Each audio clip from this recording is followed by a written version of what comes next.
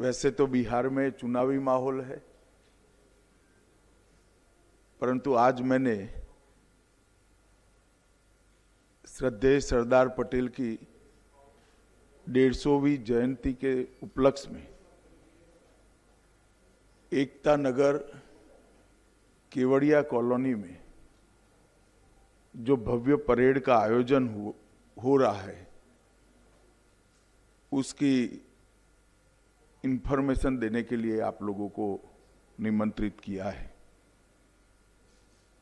हम सभी जानते हैं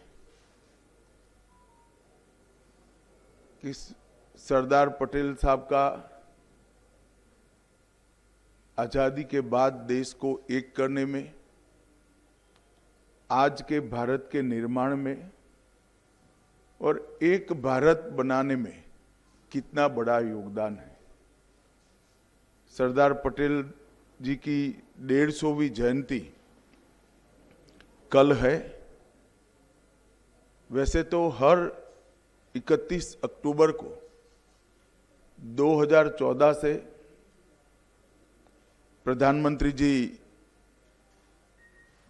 केवड़िया कॉलोनी जाते हैं और सरदार साहब की भव्य प्रतिमा के सामने एक परेड का आयोजन होता है। परंतु चूंकि ये 150वीं जयंती है, इस बार विशेष आयोजन किया गया है और गृह मंत्रालय ने यह भी तय किया है कि आज के बाद हर 31 अक्टूबर को इसी प्रकार की भव्य परेड का आयोजन होगा। ये परेड देश की एकता और अखंडता को सुनिश्चित करने के लिए जो सभी सेंट्रल पैरामिलिट्री फोर्सेस हैं और हर राज्य की पुलिस बल है, उनके सम्मान में आयोजित किया जाता है।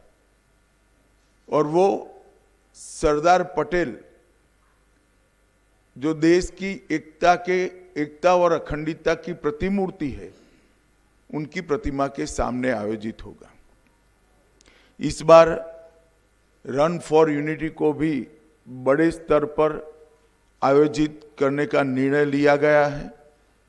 देश के सभी राज्य, केंद्र शासित प्रदेश, जिला, पुलिस स्टेशन, सभी स्कूल्स और यूनिवर्सिटी में रन फॉर यूनिटी का आयोजन हुआ है। उसके बाद देश का प्रत्येक नागरिक और अखंडता के लिए शपथ लेने का भी कार्यक्रम आयोजित किया गया है। इस बार विशेष 150वीं जयंती के उपलक्ष्य में एक भारत पर्व का आयोजन एकता नगर में किया है, जो 1 नवंबर से 15 नवंबर भगवान बिरसा मुंडा की जयंती तक चलेगा। और 15 नवंबर को जनजाति संस्कृति और उनके सांस्कृतिक कार्यक्रमों की एक भव्य कार्यक्रम के साथ इसका समापन होगा, जिसमें देश भर की जनजातियों के सांस्कृतिक विविधताएं, खाद्य परंपराएं, पोशाक की परंपराएं, शिल्पकला, लोक कला और संगीत का एक अद्भुत समन्वय बनाया जाएगा। हम सब जानते हैं सरदार पटेल हमारे देश के लिए एक व्यक्ति नहीं, एक विचारधारा है, एक पूर्ण देश को समर्पित व्यक्तित्व, जिसने आजादी के आंदोलन में न केवल एक प्रमुख सेनानी के रूप में भूमिका निभाई, गांधी जी के साथ रहकर आजादी के आंदोलन की संगठनात्मक रीढ़ की हड्डी सरदार पटेल बने थे। बारडोली सत्याग्रह 1928 का अंग्रेजों के खिलाफ किसानों के शोषण के लिए किया गया और वहीं से महात्मा ने स्वयं उनको सरदार की उपाधि दी। जब देश को आजादी मिली तब स्वतंत्रता के बाद अंग्रेजों ने देश को 562 अलग अलग रियासतों में बांटकर जाने का फैसला किया। पूरी दुनिया मान रही थी और देश में भी कई लोगों के मन में सवाल था कि 562 रियासतें एक होकर एक भारत कैसे बनेगा। परंतु कुछ ही समय में एक दृष्टि से कार्य पर दृष्टिपात कर देखे तो बहुत कम समय में 562 रियासतों को एकीकृत करने का भगीरथ कार्य सरदार पटेल ने समाप्त किया और आज भारत का जो मानचित्र हमारे सामने है वो मानचित्र सरदार पटेल की ही देन है। हैदराबाद में पुलिस एक्शन, जूनागढ़ का एकीकरण, ये सभी चीजों को कहीं कुने से, कहीं दृढ़ता से और कहीं व्रज से भी ज्यादा कठोरता से एक एक कर रिजॉल्व करने का काम किया। भोपाल हो, काठियावाड़ की रियासतें हो, त्रावणकोर हो या जोधपुर हो, हर जगह पे जो समस्या आई इसका निवारण सरदार पटेल ने किया और पाकिस्तान का जो प्रयास था पाकिस्तान कॉरिडोर बनाने का, उसको निरस्त करने का काम किया। किसी भी प्रकार की प्रचार की अपेक्षा के बगैर, किसी भी प्रकार के यश के अपेक्षा के बगैर देश के लिए जीवन कैसे जिया जाता है उसका उत्कृष्ट उदाहरण सरदार पटेल थे। जब पूरा देश 15 अगस्त को तिरंगा फहराने में व्यस्त था तब सरदार पटेल कमांड रूम में नेवल ऑफिसरों के साथ एक ऑपरेशन मॉनिटर कर रहे थे, जिसके कारण ही आज लक्षद्वीप भारत का हिस्सा बना है और हमारी दक्षिणी सीमा बहुत मजबूत हुई है और उस ऑपरेशन के कारण ही लक्षद्वीप में तिरंगा फहराया गया। दुर्भाग्य की बात है कि आजादी के बाद सरदार पटेल के निधन के बाद सरदार पटेल को भुलाने में कांग्रेस पार्टी ने कोई कसर नहीं छोड़ी। सरदार जैसे महान व्यक्तित्व को भी भारत रत्न मिलने में 41 साल की देरी हुई और वो देरी केवल और केवल कांग्रेस के सरदार के प्रति एक विशिष्ट अभाव के कारण रही। सरदार पटेल जैसे महान व्यक्तित्व के लिए पूरे देश में ना कोई समाधि बनी, ना कोई उनका स्मारक बना। जब नरेंद्र मोदी जी गुजरात के मुख्यमंत्री बने तब उन्होंने स्टैच्यू ऑफ यूनिटी की रचना की और एक भव्य स्मारक जो पूरे विश्व में आज प्रसिद्ध हो चुका है, वो सरदार पटेल के स्मारक बनाने का काम नरेंद्र मोदी जी ने किया। 2013 में इसकी 31 अक्टूबर को आधारशिला रखी गई। 182 मीटर ऊंचा, स्टैच्यू ऑफ लिबर्टी से भी ऊंचा ये स्टैच्यू ऑफ यूनिटी 57 महीनों में पूरा किया गया और सरदार साहब का जीवन किसानों को समर्पित था।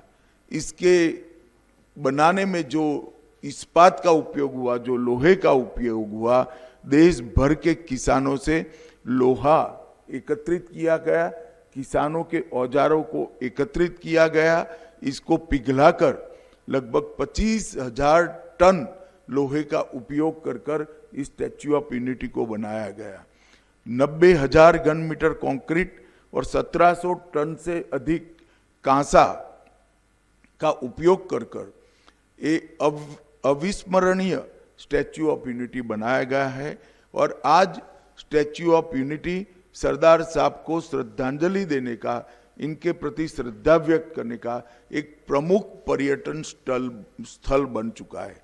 रोजाना लगभग 15,000 लोग स्टैच्यू ऑफ यूनिटी पर आते हैं। अब तक देश के 2.5 करोड़, देश और विदेश के 2.5 करोड़ लोगों ने स्टैच्यू ऑफ यूनिटी का विजिट किया है और एक प्रकार से भारत का एक इंजीनियरिंग मार्वेल के रूप में प्रस्तापित हुआ है।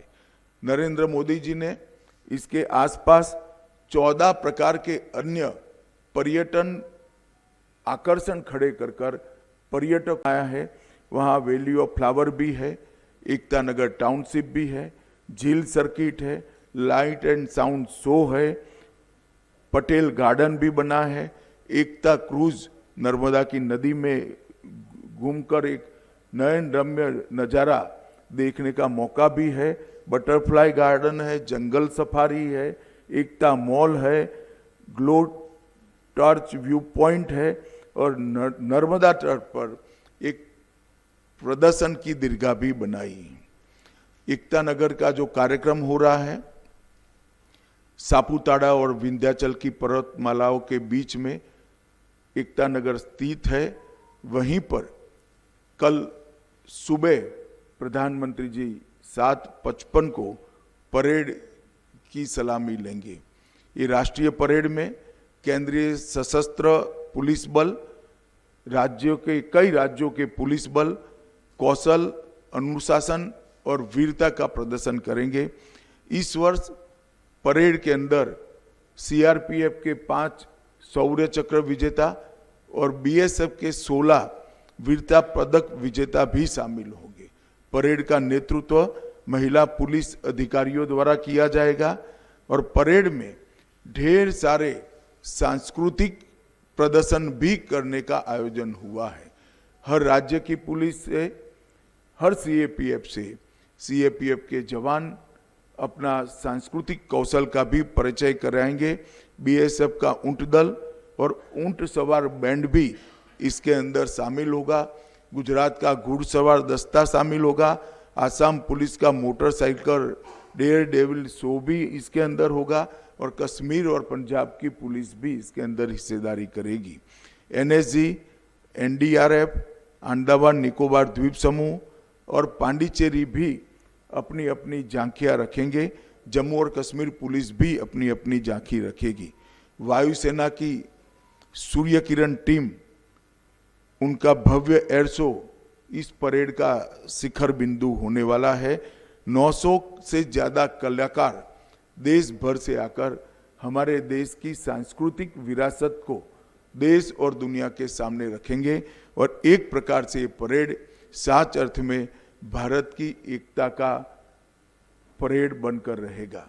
एक भारत श्रेष्ठ भारत के कंसेप्ट को जमीन पर उतारने का काम करेगा और सरदार साहब की 150वीं जयंती के बाद अब हर 31 अक्टूबर को 26 जनवरी की तर्ज पर ही ये परेड नियमित रूप से मनाया जाएगा और हमेशा के लिए देश के युवाओं को सरदार साहब के सिद्धांतों को और सरदार साहब के देश के लिए किए हुए कामों को जानकारी देने का ये माध्यम बनेगा।